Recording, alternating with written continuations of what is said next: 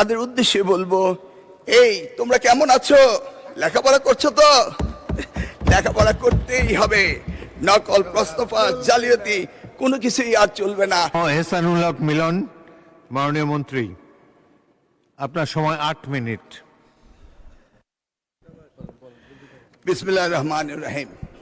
Mister speaker, ধন্যবাদ জানাই আপনাকে এবং মাননীয় সংসদ নেতা, honourable leader of the house and the prime minister এবং আমার নির্বাচনী এলাকা কচুয়াবাসীকে আমি অত্যন্ত গর্বের সাথে স্মরণ করতে চাই, আমার জীবনে সুযোগ হয়েছিল শহীদ প্রেসিডেন্ট রাষ্ট্রপতি জিয়াউর রহমানের সময় তার সান্নিধ্যে ছাত্র রাজনীতি করার, শেখার সৌভাগ্য হয়েছিল বেগম খালেদা জিয়ার গাইডলাইন নিয়ে উনার সময়ে এই শিক্ষা মন্ত্রণালয়ের প্রতিমন্ত্রী কাজ করার।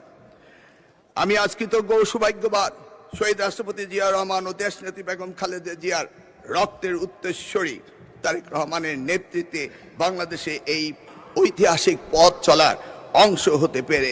মাননীয় স্পিকার, মিস্টার স্পিকার, আজ আমি লম্বা বক্তৃতা দিতে দাঁড়াইনি, কারণ বাংলাদেশের ইতিহাসে অতীতের যে কোনো সংসদের চেয়ে এই সংসদ একটি ইউনিক এবং একটি এক্সক্লুসিভ। মহান জুলাই অভ্যুত্থানের পটভূমিতে শহীদের রক্তদানের মধ্য দিয়ে 2 শতক পরে জনগণের ভোটের প্রতিনিধিত্ব হয়ে এই সংসদের সৃষ্টি হয়েছিল।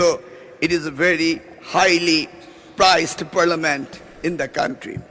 যে কারণে লম্বা বক্তৃতা নয়, আমরা অনেকেই জানি এই অল্প সময়ের ভিতরে বক্তৃতা আমি দিচ্ছি, তার কারণ আমরা দেখেছি আমেরিকার প্রেসিডেন্ট আব্রাহাম লিঙ্কন তার জীবনের সবচেয়ে সংক্ষিপ্ত বক্তৃতায় একটি এমন উক্তি করেছিলেন যা যুগ যুগ ধরে মানুষের মনে রয়েছে, the government of the people, by the people, for the people.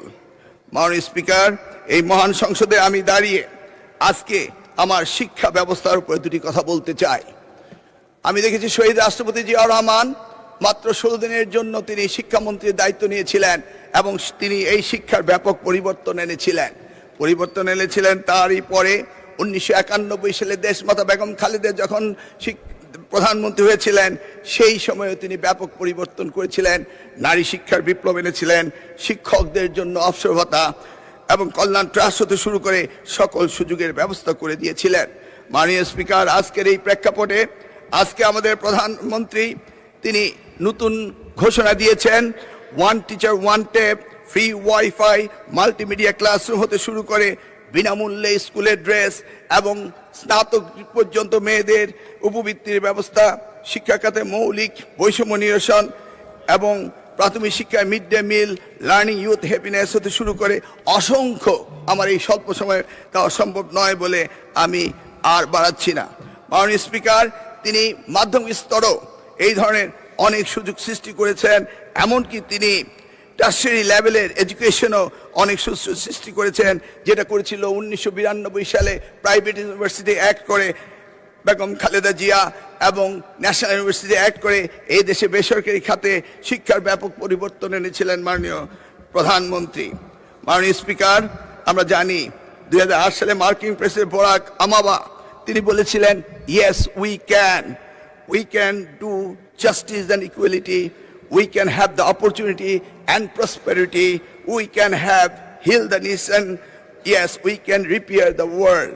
ঠিক যেমনি ভাবে আজকের প্রধানমন্ত্রী 25শে ডিসেম্বর যখন বাংলাদেশের মাটিতে এসেছিলেন, তখন তিনি বলেছিলেন, yes, we have a plan, yes, we have a plan. আমরা কিভাবে অর্থনৈতিক দুর্দশা থেকে কাটিয়ে উঠতে পারি, নতুন কর্মসংস্থান তৈরি করতে পারি এবং মানুষের জীবন কিভাবে উন্নত করতে পারি, সেই কথাগুলি তিনি বলেছিলেন, yes we have a plan. আমরা আমাদের ভাঙা বিশ্বাসকে আবারও জোড়া লাগাতে পারি, মানুষের আস্থা ফিরিয়ে আনতে পারি। তিনি বলেছিলেন, yes we have a plan. আমরা এই জাতিকে সুস্থ করতে পারি, ঘৃণা ও বিভাজনের রাজনীতি থেকে ঐক্য এবং ফিরিয়ে আনতে পারি। Yes we have a plan. আমরা শুধু একটি দেশ নয়, পুরো পৃথিবীর জন্য পরিবর্তন আনতে পারি। Yes we have a plan. তার জন্য পুরনো বস্ত্রপ্রথা রাজনীতি থেকে বেরিয়ে আসতে হবে, ক্ষমতায় থেকে টেনে ফেলার রাজনীতি বাদ দিতে হবে, সমৃদ্ধ বাংলাদেশের পথে ঐক্যবদ্ধভাবে এগিয়ে নিতে হবে। মিস্টার স্পিকার, আমি সংক্ষেপে একটা কথা বলতে চাই। আজকের দিনে কিছু কিছু পাপের কথা উঠলেই কোথাও কোথাও বিশেষ প্রতিক্রিয়া দেখা দেয়। আমরা দেখেছি কারো কারো শরীরে জ্বালা ধরে, কিন্তু কেউ কেউ শুনতে না চাইলো আমরা কি পাপের কথা ভুলে যাব? চাইলে কি সব ভুলে যায়? মিস্টার স্পিকার, আমরা সবাই জানি কিছু পাপ আছে যার কোনো ক্ষমা হয় না, যদিও না ক্ষতিগ্রস্তরা সেই ক্ষমা না করে দেন যেটা আমাদের পবিত্র কোরআন শরীফে রয়েছে। আমরা বাস্তবতায় অনেক সময় অনেক কিছু মেনে নেই, উপেক্ষা করি, হজম করি এবং কম্প্রোমাইজ করি, কিন্তু তাই বলে পাপ কি কখনো মুছে যায়? উত্তর একটাই, পাপ কখনো মুছে যায় না। সত্যটা হলো এই জাতির ইতিহাসে সবচেয়ে বড় পাপের ঘটনাটি ঘটেছিল 1971 সালে। 54 বছর পরও জাতি তা ভুলে যায়নি। তার প্রমাণ 2026 সালের 12 ফেব্রুয়ারি আজকের এই মহান সংসদে আমরা এসেছি। সুতরাং এই পাপের কথা আমরা ভুলে যাব না, বরং প্রজন্ম থেকে প্রজন্ম আমরা এই পাপের কথা বলেই যাব। মাননীয় স্পিকার, মিস্টার স্পিকার, পরিস্থিতি আমি যা বলে শেষ করব তা সারা দেশের আমার অতি আদরের সোনামণিদের জন্য বলবো, তাদের উদ্দেশ্যে বলবো, এই তোমরা কেমন আছো? লেখাপড়া করছো তো? লেখাপড়া করতেই হবে। নকল, প্রস্তফা, জালিয়াতি কোনো কিছুই আর চলবে না। মিস্টার স্পিকার, আপনাকে ধন্যবাদ, আমি সময়ের মধ্যে শেষ করতে পেরেছি।